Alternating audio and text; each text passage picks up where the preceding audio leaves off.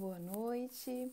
Iniciando mais um vídeo, mais uma live em parceria do Amai Institute com o Portal Mie.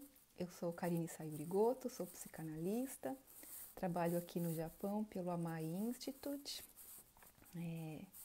Vou dar um tempinho aqui para o pessoal perceber que a live começou e chegar, porque o nosso tema hoje é um tema polêmico, né? O seu colega é um trabalhador zumbi? O que seria isso, né, do tal trabalhador zumbi? Como que a gente poderia definir o que é o trabalhador zumbi? Esse é o nosso tema. Enquanto a gente dá um tempo para as pessoas irem chegando, eu vou me apresentar. Então, meu nome é Karine Sayuri Goto, eu sou psicanalista, sou formada em psicologia pela Unesp, Campus Assis, isso em 2006, já tem tempo, né? Sou mestre em atenção psicossocial e políticas públicas, isso quer dizer que academicamente minha especialização está na área da saúde mental, né, aprofundando isso para atenção psicossocial. Eu trabalhei no Brasil em muitas instituições públicas, né, com saúde coletiva, saúde mental, também tive uma breve passagem pela assistência social. Eu estou aqui no Japão desde 2019 e nos últimos anos, antes de vir para cá, eu trabalhava como supervisora clínico-institucional em CAPs. Né? Não sei se vocês conhecem, mas CAPs são Centros de Atenção Psicossociais, que são serviços destinados para as pessoas com algum sofrimento psíquico mais intenso. É também o serviço que se propõe a substituir os hospitais psiquiátricos no Brasil.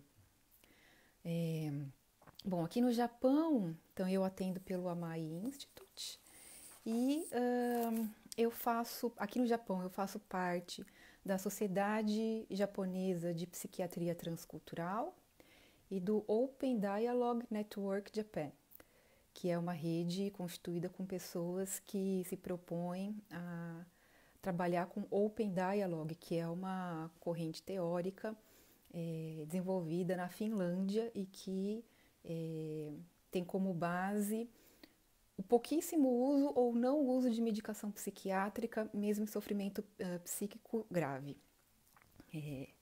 Bom, além disso, também eu sou pesquisadora do LATIPS, que é o Laboratório Transdisciplinar de Pesquisa e Intervenção em Processos desculpa, um pouco complicado esse nome. Laboratório Transdisciplinar de Intervenção Pesquisa em Processos de Subjetividade de Saúde, que é o laboratório que está fisicamente estabelecido lá na Unesp, Campus Assis também. Bom, vamos lá. Algumas pessoas já chegaram, né? E o nosso tema, então, é: seu colega é um trabalhador zumbi? E aí, para a gente conversar, porque aqui é sempre uma conversa, né? Espero que vocês mandem perguntas e contem das experiências de vocês. Eu vou contextualizar o que é o zumbi, né? E por que a gente escolheu esse tema hoje. Bom, na cultura popular, e isso é expresso por filmes principalmente, né? Mas também livros, né? Literatura, quadrinhos e tal, o zumbi é esse ser que, apesar de morto, insiste, né? São pessoas que morrem, mas às vezes por um vírus, às vezes por uma questão mística, é como se elas retornassem à vida, mas continuam mortas, né? E o que faz elas se levantarem dessa morte é a procura por cérebros, né? Então é algo que elas, apesar de não ter a humanização, né? São seres que perderam a humanidade, então não conseguem reconhecer parentes ou não têm vontade própria, a não ser essa busca incessante por cérebros.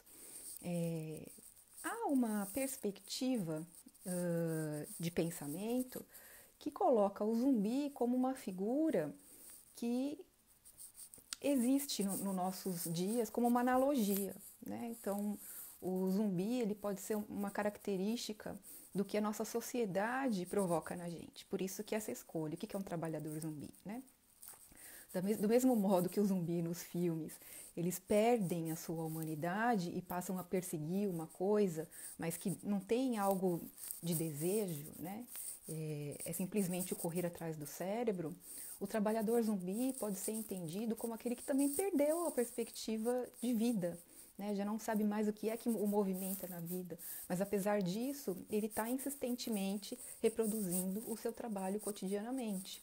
Então, se a gente for pensar o trabalho da fábrica, né, que é um trabalho tão repetitivo, com esses movimentos sempre da linha de produção, o trabalhador zumbi é aquele que, apesar de não ter mais o desejo pela vida, ou não saber pelo que trabalha, ele está lá no trabalho, né? Ele tá indo diariamente, ele faz o seu trabalho, ele faz o zangueô, mas é alguém que é como se tivesse um pouco morta, né?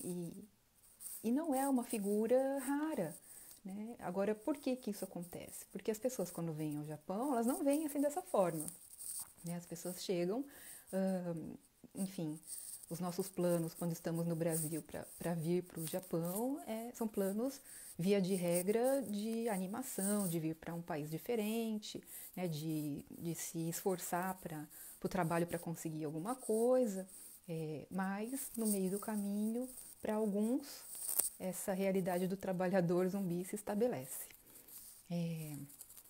Eu gostaria de ouvir de vocês, né? É um tema tanto quanto polêmico, uma proposta que não é avulsa, né? Tem várias discussões sobre isso, vários textos, livros e etc., artigos na internet, em livros, falando do que é essa figura zumbi no nosso mundo contemporâneo. Estamos falando de nós. Não é, né, não são seres místicos ou exatamente como está retratado nos filmes de terror, né? Principalmente os filmes Bs, filmes trashes, né? Mas algo que a gente faz como analogia do que acontece conosco a partir do momento que entramos nesse processo de trabalho, que é um processo muito duro, né? De muitas horas dentro da fábrica, de abrir mão de algo essencial para a gente, de abrir mão do nosso tempo, de abrir mão do nosso desejo, né? Porque quando nos desumanizamos, quando não sabemos mais o que é que nos move na vida, é porque perdemos isso de essencial, que é o desejo. E aí, quando a gente estava... Ai, o microfone tá fazendo barulho, eu acho que ele tá encostando aqui na minha blusa. Eu vou segurar ele assim. Se tiver ruim, vocês me avisem. Obrigada. Mandem aqui as suas contribuições. Eu vou só abrir aqui para ver aqui no computador para ver as mensagens.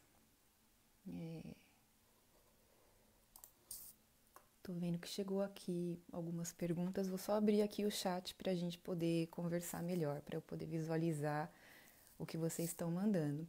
Mas, por favor, vão mandando aí as experiências de vocês, o que vocês pensam desse tema. Melhorou o som? Eu segurando aqui, melhorou o som? Então, Olivete Ilza, boa noite. Aqui no Japão, está havendo muitas pessoas com problemas com depressão, problemas de pânico. Eu me trato em um hospital especializado em tratamento psiquiátrico. O meu é fibromialgia e também afeta o sistema mental, por ser uma doença crônica. Só que lá é tudo japonês. Seria muito bom se tivesse um ou uma médica com nossa mesma língua. Parabéns pelo seu conhecimento. Então, Ilza, de fato, né, seria muito bom se a gente tivesse esse apoio para os imigrantes, não só para os brasileiros, mas como para os outros também, né? Porque esse trabalho do Japão é quase como uma condição passar pelo sofrimento psíquico, né? Esse contexto que os brasileiros, vou pegar os brasileiros que né, a gente está conversando com a comunidade brasileira, esse contexto que os brasileiros chegam no Japão para estarem tão dispostos a esse tipo de trabalho e a essa dinâmica do trabalho que supõe muitas horas dentro da fábrica, nesse ambiente que não é um ambiente gostoso de estar, né? Um ambiente tanto quanto persecutório. E no ambiente que se estabelece, por conta da própria natureza do trabalho, a gente não pode imaginar que vamos vir para o Japão, trabalhar, ganhar nosso dinheiro e voltar para o Brasil sem ter nenhum custo, né? E um desses custos, infelizmente, é o sofrimento psíquico, né? Isso está atrelado à natureza do trabalho. E quanto mais a gente acha que vai dar conta dele e vai estar somente ligado ao trabalho, não importa o que acontecer, somente vir para o trabalho, para algumas pessoas isso chega ao insuportável. Não é possível. Vamos lá. Parou de fazer barulho, né? Obrigada. Bom, então, né, para voltar um pouco a esse tema do zumbi, né, essa automatização de quem já não sabe pelo que vive, né, de que não sabe o que quer, enfim, veio para o Japão com tantos planos, mas no meio do caminho isso foi se perdendo, né, que diz para a gente dessa perda do desejo. Também é algo muito parecido com o que a gente entende como depressão. E isso é curioso, né? Porque a depressão também é essa ausência do que, bom, por que eu vou levantar da cama? Né? O que eu tenho para, por que eu vou me esforçar na vida, né? É como se tudo de repente ficasse branco e preto, as coisas já não têm sentido, já não tem vontade de fazer, né? Então, é muito parecido. Agora, em contrapartida, o que a gente tem como tratamento do sofrimento aqui no Japão também não é algo que dê conta, porque o tratamento que se possibilita, né? Até como a Ilza falou aqui, ela faz tratamento psiquiátrico no hospital. No caso dela, tem a ver com fibromialgia. Mas a fibromialgia também, para muitas pessoas, ela é uma expressão do sofrimento psíquico. Para algumas pessoas é mais fácil de demonstrar o sofrimento psíquico através do corpo. Então, muitas pessoas, por exemplo, né, vão pegar as coisas mais comuns, mesmo a gastrite nervosa, essa dor no corpo, às vezes a pessoa tem algum problema, já algum problema em algum órgão, e quando ela fica um pouco mais nervosa, isso piora, né, pressão alta, enfim. Nossa mente e nosso corpo não estão separados, né, embora a gente tenha isso como uma forma didática de nos entender. Mas é como se fosse uma continuação do outro. Então, se a gente não está bem psiquicamente, isso pode com certeza aparecer no nosso corpo, né? A fibromialgia tem nos mostrado muito isso. E, bom, no caso da fibromialgia, no tratamento convencional, a gente sabe que as medicações não dão conta. Mas isso não é só no caso da fibromialgia. No caso do sofrimento psíquico, seja ele qual for, o tratamento somente com a medicação, ele também não é saída, né? Porque a gente não é somente biológico, né? A medicação nos reduz a uma perspectiva biológica. E nós somos muito mais complexos do que isso. Então, a medicação não vai dar conta dessa complexidade da nossa vida, da complexidade do que nós somos, né? Então, a partir do momento que a gente, no caso da depressão, né, que se assemelha um pouco ao que poderia ser esse trabalhador zumbi, porque perdeu algo de essencial na vida, e isso essencial na psicanálise a gente chama como desejo,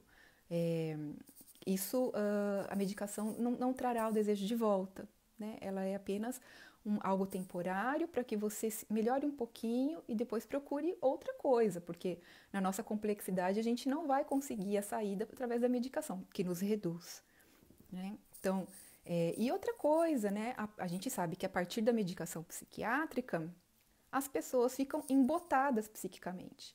Então, claro, a vida ela é cheia de altos e baixos, e é comum a gente estar um momento triste, um momento mais alegre, passar por nervoso, ter momentos de maior tranquilidade, né? Mas a nossa vida, ela é isso, né? Então, não é que quando eu estou bem, eu estou numa linha reta de emoções. Nossa vida é altos e baixos.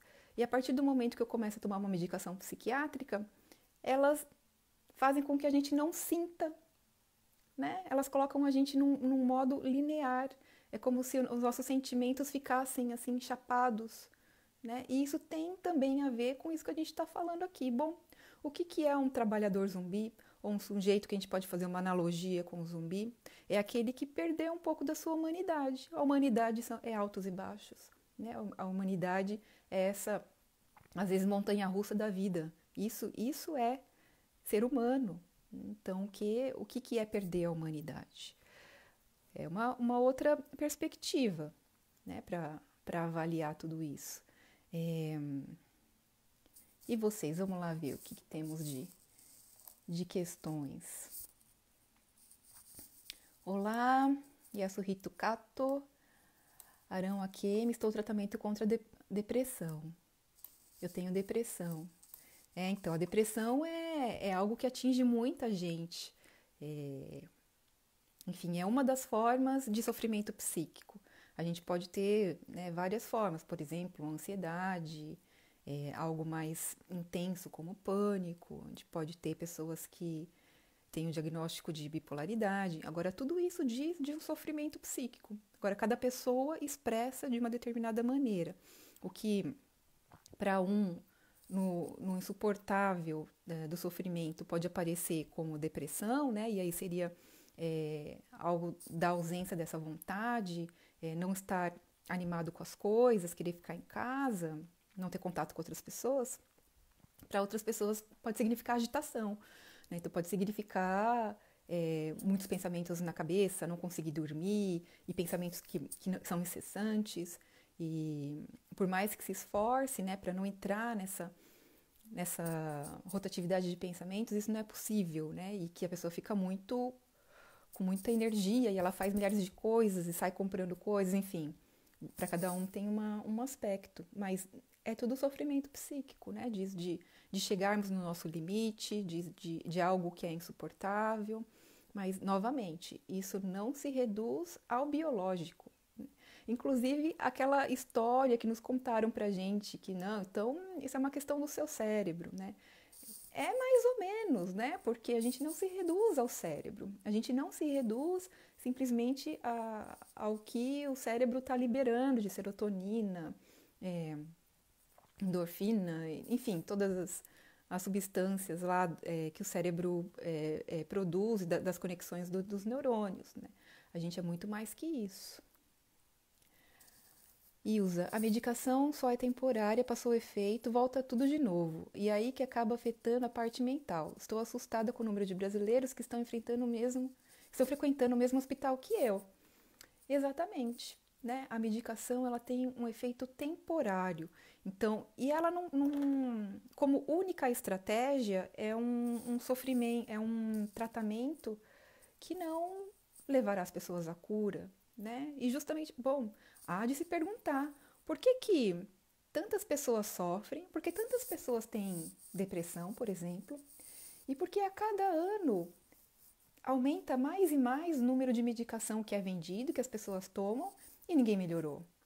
Bom, se é uma questão simplesmente de liberar hormônios no cérebro e o remédio regula isso, teoricamente é para as pessoas estarem bem, né?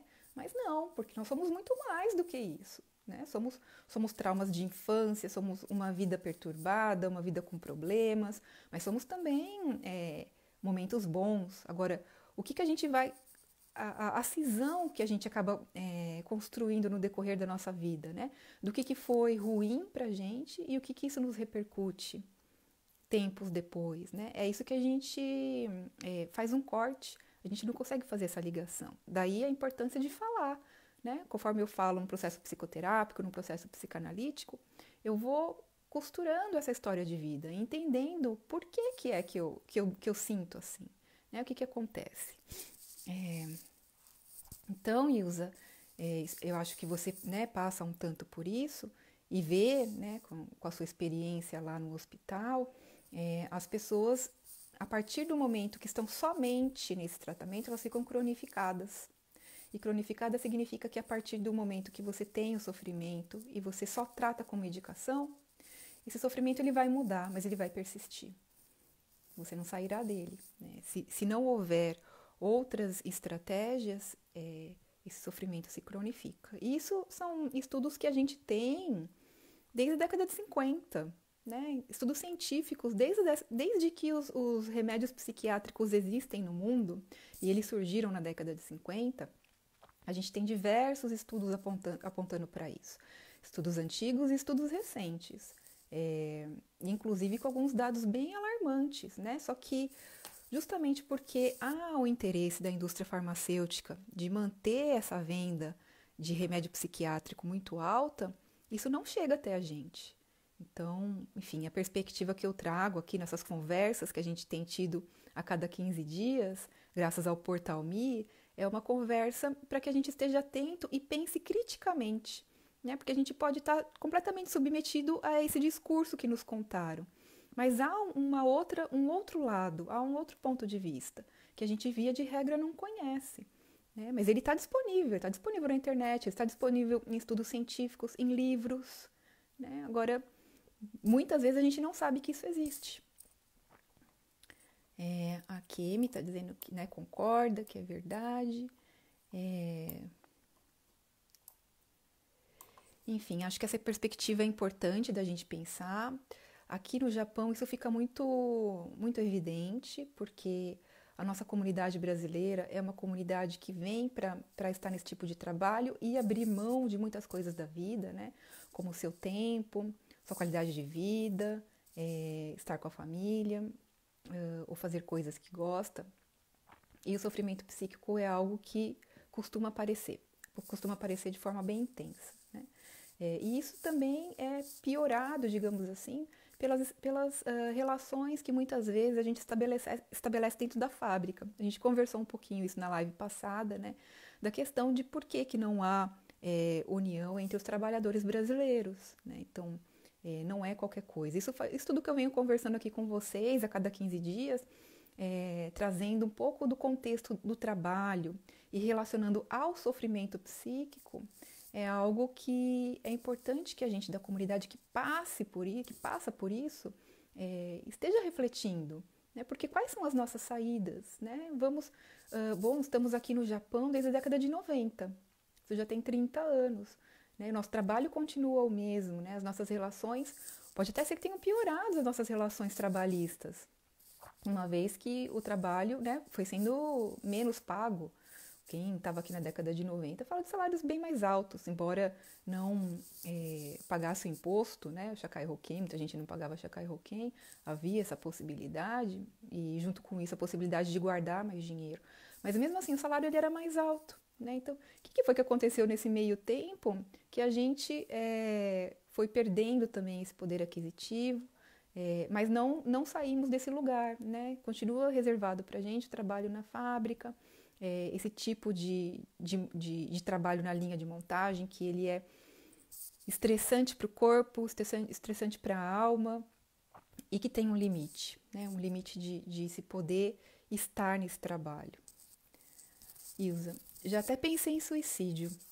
Como estive conversando com outras pessoas que estão passando no mesmo problema, talvez seja isso, não o mesmo problema meu de fibro, mas por outros, uns até sem saber por que perder o sentido da vida. Mas é justamente isso, né? Todo sofrimento psíquico, quando ele aparece, a gente não sabe por que ele apareceu. A gente pode ter no meio da linha um ataque do pânico e falar, nossa, mas por que eu tive isso? Né? Da mesma forma é a depressão ou qualquer outro sofrimento. E é justamente porque a gente faz essa cisão, né? A gente não consegue, quando a gente chega no sofrimento, é porque algo chegou no limite. Mas entender o que é isso que chegou no limite é algo que a gente não faz a conexão, né? Daí a importância da gente falar e repensar a nossa história. É quando a gente vai refletindo sobre a nossa história, e desde que a gente se conhece por gente, né? Assim que a gente fala, desde que me conheço por gente. A gente reconectando essa história, que a gente consegue dar sentido a essa vida, sentido ao sintoma e conseguir fazer um deslocamento. Então a Ilza está sabendo lidar com o seu problema, graças a Deus, ela diz, né? Que bom, Ilza, que bom, porque para muitas pessoas é algo muito difícil e nem sempre a gente tem o apoio necessário, né? Aqui no Japão, como você bem mesmo diz, via de regra, o que a gente tem é ir à clínica e pegar o seu remédio, né? Pode ser que no Brasil também isso, dependendo da região, não mude muito. É comum as pessoas irem ao ambulatório público de saúde a cada 3 meses simplesmente para pegar a sua receita. E vão renovando essa receita há anos, né? Tem pessoas que estão há 10, 15, 20 anos tomando medicações que era para tomar por 4 meses. Claro que elas terão consequência, né, com relação a isso, porque a medicação, como eu disse antes, ela é para ser usada num período curto de tempo. Num período prolongado, ela piora o quadro. Mas estamos aqui falando do trabalhador zumbi. Então, esse trabalhador que diante do que ele é submetido no trabalho, na vida, né, mas assim, principalmente com relação ao trabalho, ele perde algo. Agora, quando que essa perda acontece, né, e que forma ela vai se expressar no sofrimento, é peculiar para cada um. Agora, o que a gente sabe é que a gente encontra esses sujeitos, né? Isso quando não é a gente próprio. Enfim, ir todos os dias trabalhar sem querer, mas ter que ir, porque temos que ter dinheiro para sobreviver, dinheiro para mandar para o Brasil, né? Dinheiro para cumprir com as nossas obrigações, mesmo sem ver sentido nisso, é algo comum. É algo comum. E que no limite disso pode, inclusive, ser como a Ilza falou, né? Com pensamentos suicidas, não tenho dúvida. Então, essa figura do zumbi, né, que chega aqui um pouco com um tom de brincadeira pra gente, é uma analogia de algo muito sério, né? Algo que diz do que é esse contexto que faz a gente, enquanto trabalhadores imigrantes ou trabalhadores que estão aqui temporariamente como decassegues, perderem esse desejo pela vida. Quando chegamos ao Japão, somos pura vida, né? Somos pura energia e vontade de trabalhar para conseguir alguma coisa melhor. O que acontece no meio do caminho que a gente perde isso? E tem a ver com a natureza do nosso trabalho. O trabalho em fábrica, o trabalho repetitivo, o ambiente persecutório, o que nos provoca, uma das coisas que nos provoca é perda de desejo. Quando a gente desempenha um trabalho que não faz sentido, né? E estar numa linha de montagem, fazendo o mesmo gesto, é algo que não tem sentido, né? Esse trabalho repetitivo, braçal, é trabalho desprovido de sentido. Então, isso nos leva a essa consequência de sermos ou de convivermos com pessoas que chegaram no seu limite e se transformaram em trabalhadoras zumbis. Isso é verdade, fui ao Brasil por esse motivo, foi a mesma coisa. Então, porque é muito comum, né? Claro que no Brasil existem outras perspectivas de tratamento, mas o comum é que seja essa. Na verdade, a perspectiva da psiquiatria e o tratamento basicamente com medicação é o padrão no mundo inteiro. Você pode ir para os Estados Unidos, você pode ir para a Europa, né, na Ásia, esse é o padrão. Agora, existem alternativas. Em alguns países isso é mais proeminente e outros é menos. Então, por exemplo, no Brasil, embora a gente tenha os ambulatórios que, via de regra, compartilham dessa mesma forma de tratamento, que é baseada na medicação, a gente tem, por exemplo, os CAPs, né? Que são Centros de Atenção Psicossocial, que eu falei no comecinho que eu trabalhei em vários CAPs e cheguei a ser supervisora clínico-institucional de alguns deles. Nessa nova proposta que tenta contornar esse tratamento padrão, outras coisas são propostas, como, por exemplo, mesmo os grupos de discussão, a psicoterapia, a terapia ocupacional, a arte, a saída pela arte. Então, eu poder descobrir o que é que eu gosto de fazer, poder me expressar psiquicamente a partir de um trabalho manual, de um trabalho artístico. Talvez isso seja, né, o que a gente tem de modelo no Brasil, mas existem outros também. Mesmo para algumas pessoas, a própria psicoterapia ou a própria psicanálise. A gente tem algumas experiências diferentes, como eu falei, na Finlândia, que é o Open Dialogue. Aqui no Japão, inclusive, nós temos um grupo desses, né, o que ele é, né, o Open Dialogue, que na verdade, na nossa tradução, é o diálogo aberto. Então, a partir do momento que a pessoa está numa crise, que envolve delírio e se caracteriza como uma crise psicótica, a gente tem, assim, no senso comum que, nossa, é uma coisa muito grave. Então, a primeira coisa que a gente tem que fazer é mandar a pessoa para emergência e dar medicação. E a medicação não é qualquer medicação, é uma medicação para dopar a pessoa, para que ela pague. Nessa perspectiva do Open Dialogue, não. Você não vai dar medicação, né? Você vai conversar com a pessoa e você vai construir uma rede de apoio que é formada pela família e pelos amigos. Então, mesmo nesse momento que a pessoa está agitada, está delirante, ela vai encontrar nessa rede o seu apoio e vai falar sobre o que ela está passando. Muitas vezes, ela pode escolher se ela quer um tratamento com medicação ou sem medicação. E mesmo quando a medicação é introduzida, a dose é mínima, muito pequena e é por um período breve. E como resultado, a gente sabe que as pessoas saem muito mais rápido da crise e depois ficam bem.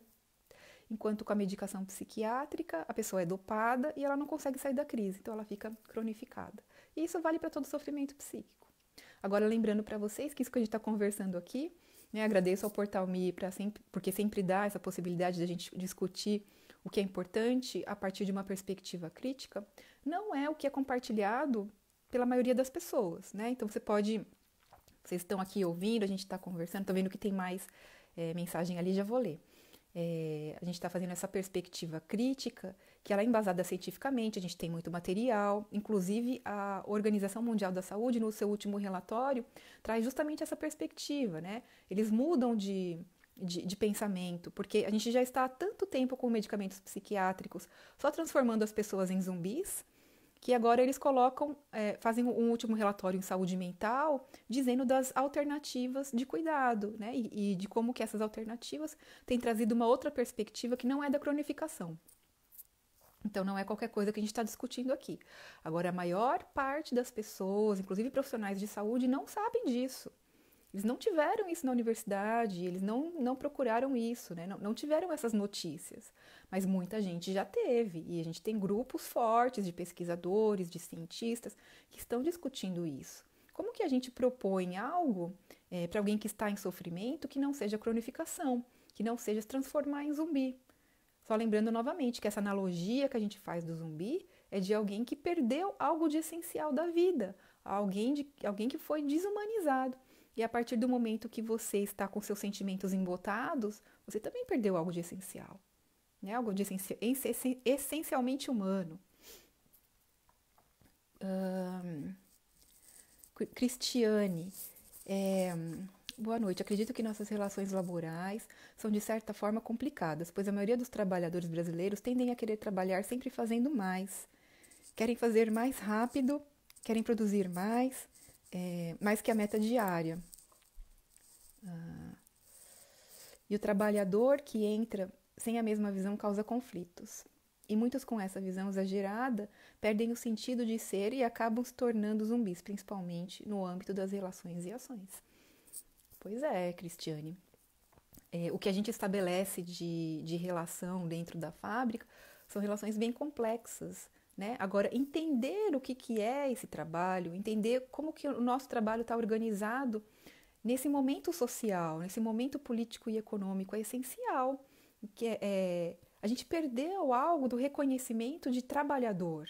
Essa função de trabalhador, ela foi despolitizada. Então, por exemplo, se eu estou na fábrica trabalhando tanto e sem ter direitos, porque isso acontece muito no Japão, né? Claro, diante da lei a gente tem direito, mas nem sempre a gente sabe disso. Às vezes a gente não sabe a língua, né? Às vezes a empreiteira não nos passa isso.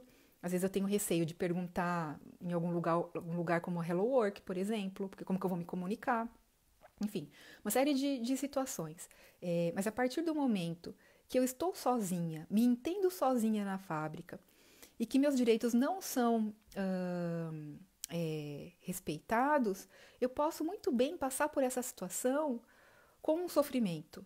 Né? Então, eu posso estar numa situação que eu me sinto encurralada diante do meu trabalho, sem ter apoio, sem ter apoio dos trabalhadores que estão ali passando pela mesma coisa que eu. Então, não há a fraternidade dentro da relação de trabalho. Né? Embora sejamos uma comunidade de brasileiros, que é uma comunidade muito grande no Japão, embora em várias fábricas há setores inteiros que são compostos por brasileiros, a nossa relação dentro da fábrica é de coleguismo. Isso quer dizer que eu posso chegar lá, dar um bom dia, fazer meu trabalho e ir embora. Né? Não há relações fortes estabelecidas onde a gente se reconhece um no outro. Geralmente as pessoas não reconhecem que o que ela passa é o que o outro passa.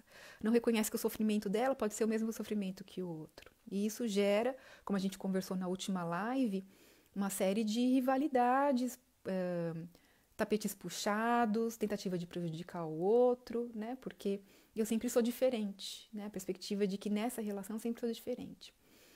E nessa conjuntura, quando eu tenho um sofrimento que ele é gerado por tudo isso, né? Então vejam bem, eu ir para um trabalho que eu não gosto, onde eu não tenho apoio das pessoas, onde às vezes as pessoas querem me prejudicar, onde meu líder ou meu chefe me exige mais do que exige das outras pessoas, ou exige algo do impossível, né? De um trabalho muito rápido e tal, isso gera sofrimento. Isso gera angústia, gera muita coisa ruim, né? Que a gente diz que são sofrimentos psíquicos. E aí a nossa despolitização é tão grande que eu acho que a saída será somente pela medicação. E a medicação, ela desconsiderou tudo isso. Ela desconsiderou toda a minha vida. Então ela não tem como resolver o meu problema. Ela pode trazer alívio, né? Ela pode ser importante em momentos iniciais de tratamento, onde ela vai trazer um alívio. mas que eu possa então me implicar na minha história. Porque sem implicação do que é que acontece com a gente não consegue sair disso. E vejam que são aspectos muito complexos. Como que a gente vai articular saúde, trabalho, o que eu quero da vida, o que eu sou, né? E toda essa conjuntura do Japão, da imigração, quem eu deixei no Brasil, quem é meu companheiro, quem é minha família, como que eu lido com os meus filhos, com as minhas dívidas, com o meu senso de responsabilidade, com a minha dificuldade de falar não, né? Isso tudo não é reduzido, não pode ser reduzido como forma de tratamento. Mas é isso via de regra que a gente faz.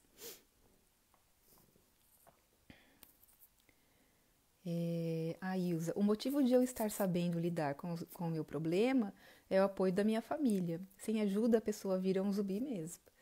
Então, né, a gente precisa ter, com certeza, a gente precisa criar essa rede de apoio. Se a gente vem para o Japão, com quem é que a gente pode contar? Chegamos aqui sozinhos e continuamos sozinhos? Não é possível de viver assim.